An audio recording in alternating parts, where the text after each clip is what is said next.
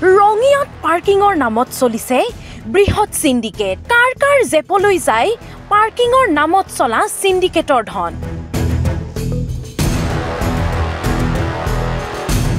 ৰঙিয়াত ৰাষ্ট্ৰীয় ঘাইপথৰ বিভিন্ন ঠাইত চলি আছে যাত্ৰীবাহী বাছৰ পাৰ্কিঙৰ নামত বৃহৎ সিন্ডিকেট।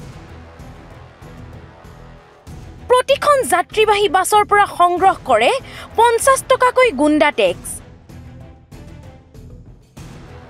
এই ভাষ্য আমাৰ নহয়, শুনক খুদ যাত্ৰীবাহী বাছ চালকৰ মুখেৰে।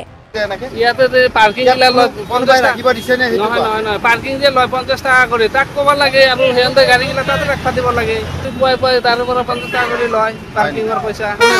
কোনোবা লয় তাতে পইচা লৈ আছে সদায় লয়। আপুনি নাজানে কাক দিয়ে? নাই মানুহগিলাটো চিনি নাপাং না, আমি বঙাইগাঁৱৰ পৰা অহা গাড়ী 50 টকাকৈ লয়। গোটেই ৰাস্তাতে পইচা দিব লাগে। গম পাইছোঁ আপোনালোকৰ কথাবোৰ ঠিক। ক'ত ক'ত পইচা দিব লাগে? পাঠশালা 70 টকা দিব লাগে, নলবাৰী দিব লাগে, বৰমা দিব লাগে, ইয়াত দিব লাগে, বাইহাটা চাৰিআলি দিব লাগে, 2000 টকা ৰাস্তাত টেক্স দিব লাগে। গুণ্ডা টেক্স। গুণ্ডা টেক্সটো হয়। ইয়াত কিবা পাৰ্কিং চাৰ্কিং থাকিলে জাগা দিব লাগে, তাতে গাড়ী ৰাখিব লাগে।